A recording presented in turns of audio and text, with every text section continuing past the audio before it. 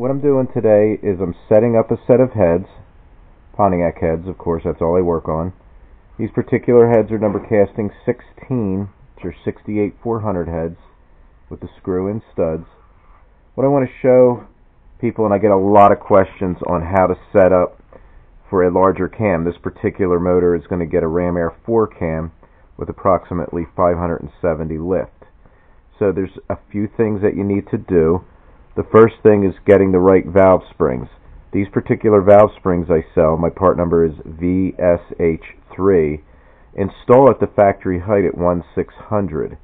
How you determine this installed height is with a spring mic, which is right here.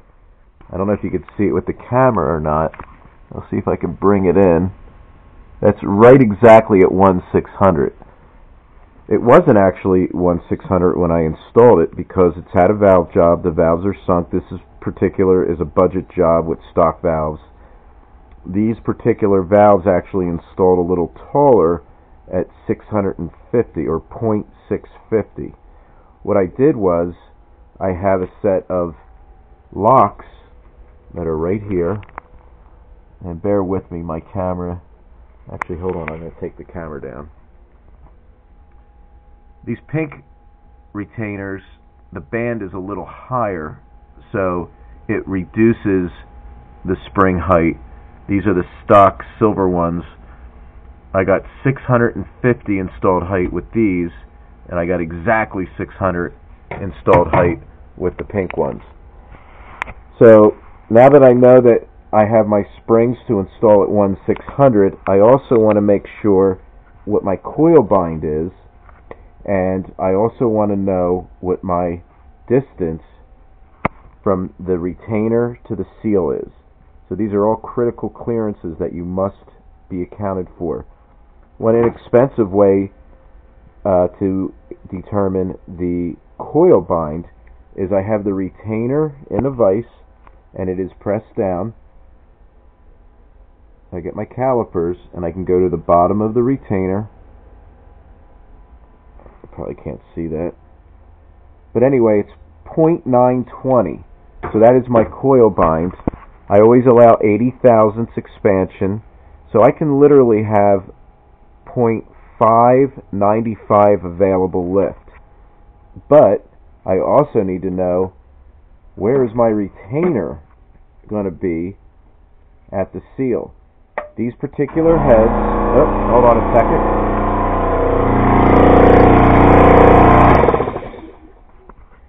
These particular heads had all of the valve guide bosses, actually as new guides, and all the valve guide bosses were cut down, and these are Viton rubber seals.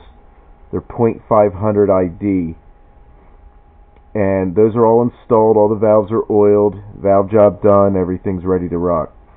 So what I want to do now is actually get my calipers and measure the distance of the top of the seal and the bottom of the retainer, and I come up with 610. So I can get 595 available lift. The spring pressure on these particular springs are excellent. They do not go above 300 pounds. They're right there. So it's very good on hydraulic cams without wiping a cam. Every single one of these were checked. And if you look at this particular head, there are a few shims installed to get exactly 600 lift. I might be 595 or 605, within 5 thousandths is fine, even 10 thousandths is fine. One of them was going to install too high, installed too low of a number, 0.575. It was this particular valve is new, so I changed. I'm going to put a silver retainer on this one to get more height and then shim it down to the 600. So setting valve heights is very critical. If you ever see a car that wiped one cam lobe, 90% of the times they didn't check that one valve spring or installed height, and it was too tight, or it ran into the seal to retainer clearance. The particular retainers I'm running on this that I found and had developed basically have a very short, they have a short height. A factory retainer, which I do not have one handy, is a lot taller, and you have less clearance at your retainer to seal. So this particular retainer, which is a chrome moly heavy duty retainer, works on stock Pontiac springs and these particular springs that I developed. And that's your lesson on installing valve springs and making sure you have the right particular clearances. Thanks again.